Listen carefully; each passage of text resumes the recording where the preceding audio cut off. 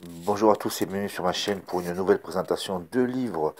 Alors, le livre écrit par Romain d'Aspremont, Penser l'homme nouveau, pourquoi la droite perd la bataille des idées, publié aux Pensées politiques. Alors, je crois que c'est une maison d'édition d'Amazon en Pologne.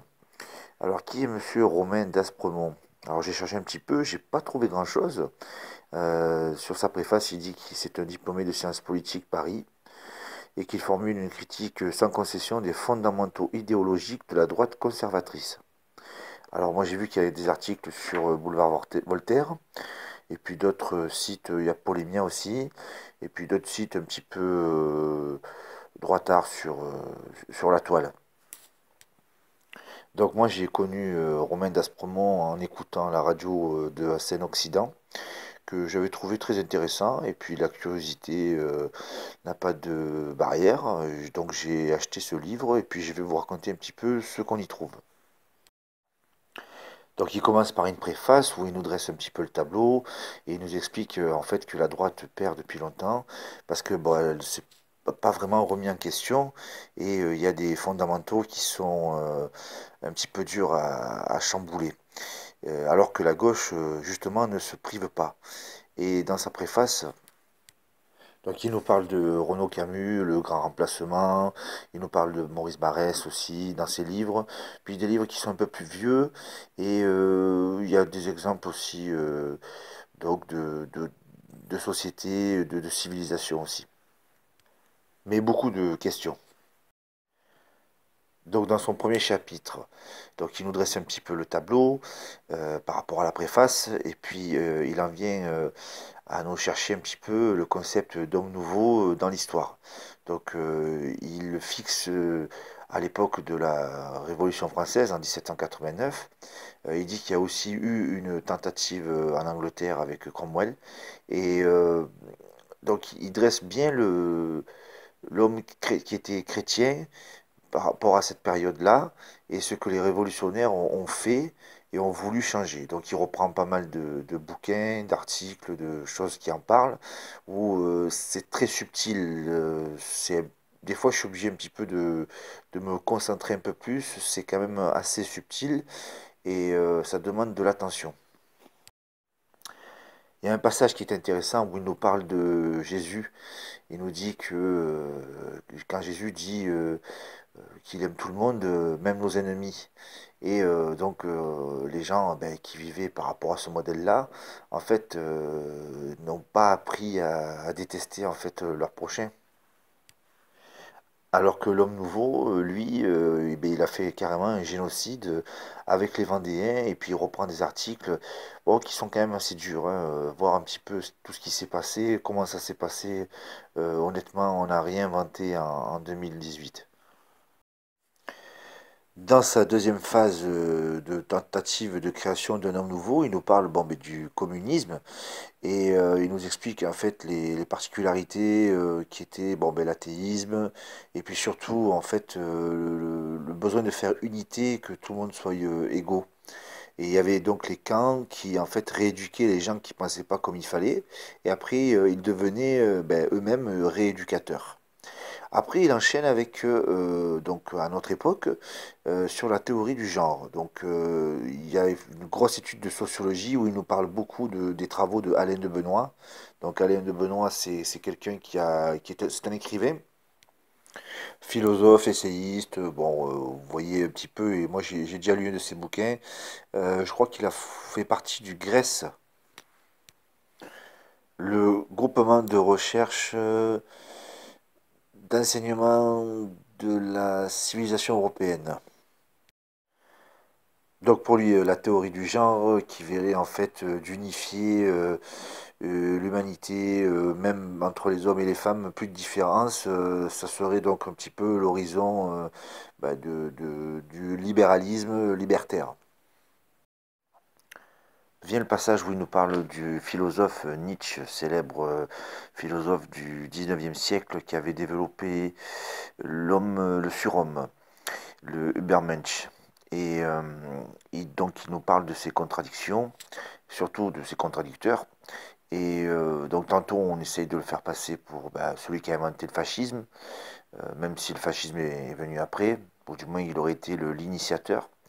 Et puis il y en a d'autres, comme il a fait des écrits contre le nazisme ou ces choses-là, ça prouverait qu'il est en fait antifasciste. Bon, c'est les contrariétés.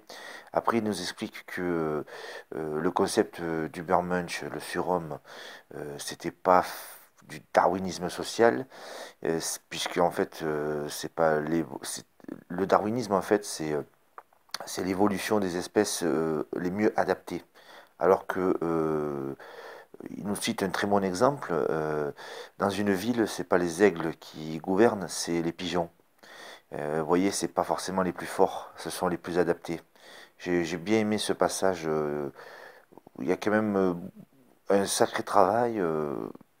L'auteur a fait des très bonnes recherches. J'aime beaucoup. Il nous dit que si Friedrich Nietzsche était de cette époque-là, il ne s'opposerait pas au transhumanisme. Bon, il dit, je ne vais pas faire parler les morts, mais si cette optique avait été envisageable pour Mussolini, sûrement il l'aurait fait lui-même. Après, il nous parle du concept au niveau sociétal. C'est pas les masses qui deviendraient des surhommes, en fait. Ça serait une élite. Bon, là, on va plutôt du côté platonicien, hein. Alors, selon l'historien israélien Ziv Sternheil, les cercles Proudhon auraient fabriqué en fait le fascisme, donc ils nous développent un petit peu tout ça. Alors les cercles Proudhon, ceux qui ne connaissent pas, c'est en 1911. Il y a Sorel qui a fait une convergence entre le nationalisme et le syndicalisme révolutionnaire. Et donc ils disent que ça serait le début du fascisme.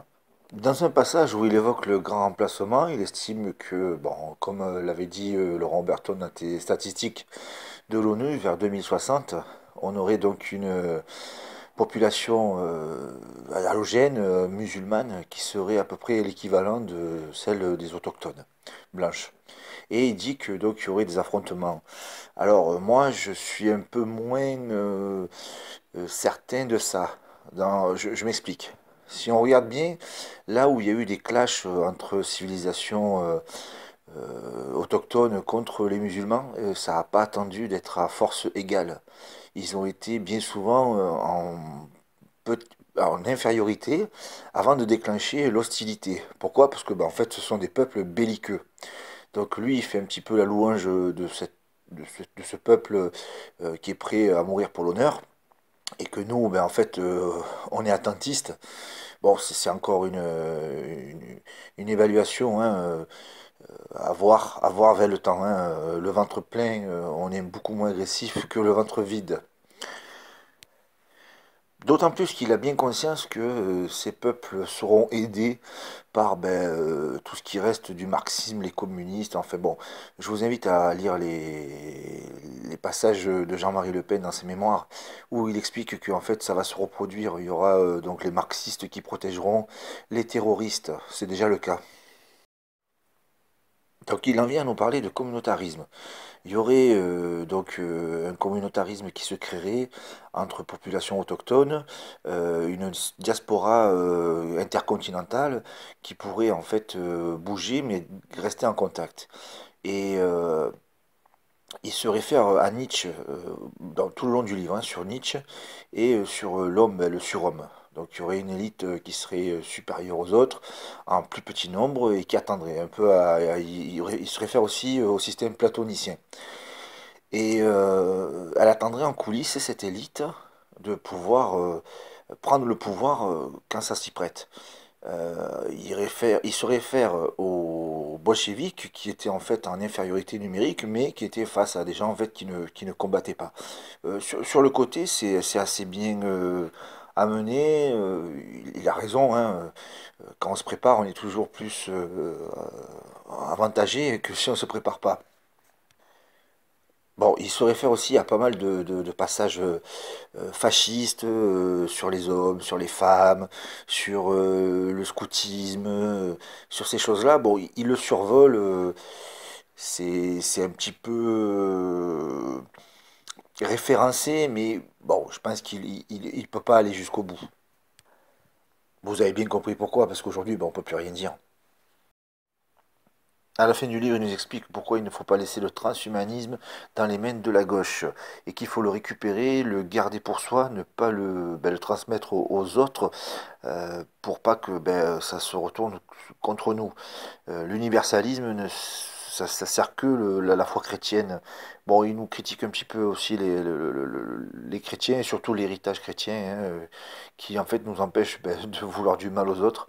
Et du coup, euh, il nous cite pas mal de passages de certains auteurs, Alain de Benoît, Targuieff, Michéa aussi.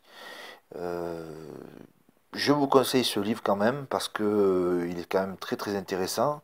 Il parle aussi de génétique. Bon, c'est encore au stade expérimental, hein.